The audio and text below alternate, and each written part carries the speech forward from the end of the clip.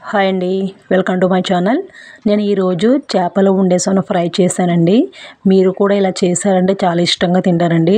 చాలామంది సొన ఇష్టంగా తినరండి. అసలు నేను సొన ఎప్పుడు తెచ్చినా ఇలాగే ఫ్రై చేస్తానండి. మా పిల్లలైతే చాలా ఇష్టంగా తింటారు. పెద్ద ప్రాసెస్ ఏమి ఉండదండి. చాలా అంటే చాలా ఈజీగా, చాలా సింపుల్గా అయిపోద్ది. 15 నిమిషాల్లో నాకు ఈ ప్రాసెస్ మొత్తం అయిపోయిందండి. సొనని ఫస్ట్ ఇలా నీట్గా కడిగేసుకోవాలండి. కడిగిన తర్వాత ఒక స్పూను కారం వేసుకోవాలండి. కారం వేసుకున్న తర్వాత తగినంత సాల్ట్ వేసుకోవాలండి. సాల్ట్ చూసుకుని వేసుకోండి, సరిపోకపోతే మళ్ళీ వేసుకోవచ్చు. అలాగే మసాలా సరుకులు వేసుకోవాలండి. అల్లం వెల్లుల్లి పేస్ట్ కొద్దిగా, గరం మసాలా, ధనియాల పౌడర్, జీలకర్ర పౌడర్ అలా అర టీ స్పూన్ వేసుకోవాలండి. ఫిష్ మసాలా కూడా వేసుకోవాలండి. వేసుకున్న తర్వాత వీటిని బాగా కలిపేసుకోవాలండి.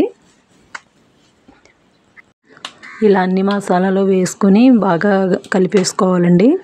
కలిపేసుకొని మూత పెట్టేసుకొని ఒక 10 నిమిషాలు వదిలేయాలండి. కావాలితే ఇది నీసు వాసన వస్తుంది కాబట్టి అది రాకుండా నిమ్మరసమనో లేకపోతే పెరుగునో వేసుకోవచ్చండి. నేనైతే అలా ఏమి వేయలేదు. ఓన్లీ మసాలా సరుకులు, కారం, ఉప్పు ఒకటే వేసి అలా కలిపేసుకుని మూత పెట్టేసుకుని 10 నిమిషాలు ఉంచేసుకున్నానండి. ఈలోగా స్టవ్ ఆన్ చేసుకుని పాన్ పెట్టుకుని 2 స్పూన్లు ఆయిల్ వేసుకోవాలండి. ఆయిల్ వేసుకున్నాక చిటికెడు పసుపు కూడా వేసుకోవాలి. పక్కన పెట్టుకున్న ఈ మిశ్రమం ఏదైతే ఉందో అది ఒక్కసారి మళ్ళీ ఇలా తిప్పుకోవాలండి. తిప్పుకొని ఆయిల్ వేడెక్కిందో లేదో చూసి కొంచెం కొంచెం వేసుకోవాలండి. అందులో వేడెక్కిందో లేదో చూసి ఆయిల్ వేడెక్కిందండి, ఇలా కొంచెం కొంచెం వేసుకుందాం. మొత్తం వేసేసిన తర్వాత వేసిన కాడి నుంచి తిప్పుతూనే ఉండాలండి. ఇలా అడుగు పట్టేస్తుంది లేకపోతే. ఇలా వేసేసుకోవాలండి. అవి మధ్య మధ్యలో మనం మెల్ట్ చేసుకుంటూ ఉండాలండి.